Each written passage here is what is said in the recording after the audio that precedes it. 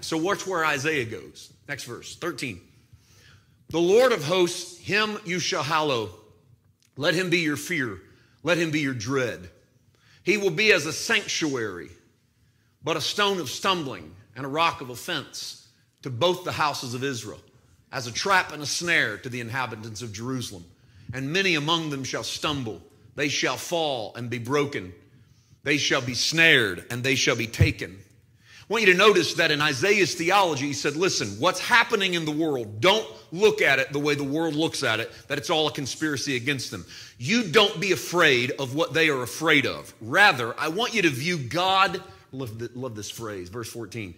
God will be your sanctuary, but a stone of stumbling and a rock of offense to both houses of Israel. So when it comes to the shelter that the world needs, God will be a sanctuary. What's a sanctuary? Well, it's a place where you're safe. That's why we call our building in our churches the sanctuary. It's supposed to be a place where bad things don't happen to you, right? You can come and be sheltered. Politically, you got things called sanctuary cities, sanctuary places where people can come and they're supposed to be safe. So that's what a sanctuary is. So God says, I'll be a sanctuary, but I'm going to be a stone of stumbling and I'm going to be a rock of offense to both houses of Israel. Where does this happen in the Bible? Romans chapter 9, Paul says this in verse 30. What shall we say then? Gentiles who did not pursue righteousness have attained righteousness, even the righteousness of faith. But Israel, pursuing the law of righteousness, has not attained the law of righteousness. Why? Question should have been why not, but that's just grammar. Because they did not seek it by faith, but as it were by the works of the law. Why is Israel not made righteous?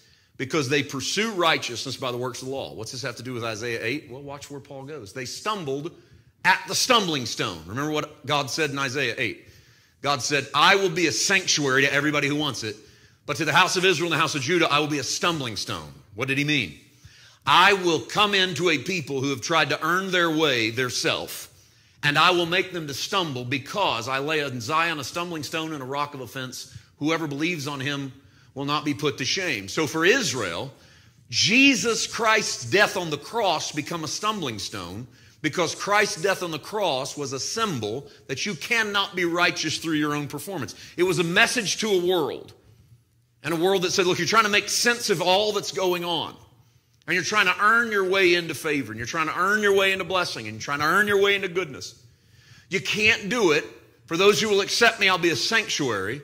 For those who don't accept that sanctuary, Christ will come to be the ultimate stumbling block, the ultimate offense. Now, I've found this to be true because Christ crucified as the source of my righteousness was a great stumbling block for me for a long time. Raised in the church, and so when you're raised in the church, you get a sense of almost church entitlement. Like God must really like you, and that's why he chose you to be preacher's kid or, Sunday school superstar or whatever, little Sunday school pin you wear and they put your star on the Sunday school wall and you feel like you're somebody hot. That was me.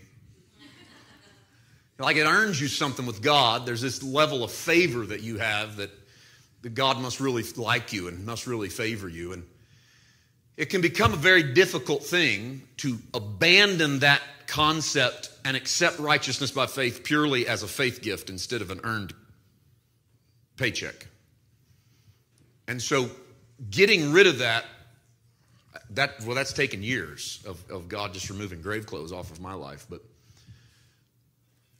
allowing myself to embrace Christ as my liberty took a swallowing of pride. It took a little bit of death to self. But what I found was that it was a stumbling block. It was a stumbling block in my own development to see Christ as the source of my righteousness instead of me as the source of my righteousness. And I find that even to this day, and I've been doing this now in the message of grace for over a decade, and even to this day, there are still moments where the great stumbling block to me being at rest and being at peace is Paul White. Because I want to get myself involved in the process so much that I want to know what can I do to get a little closer to God? What can I do to have more of who he is? I found it to be a great stumbling block, a great stone of offense.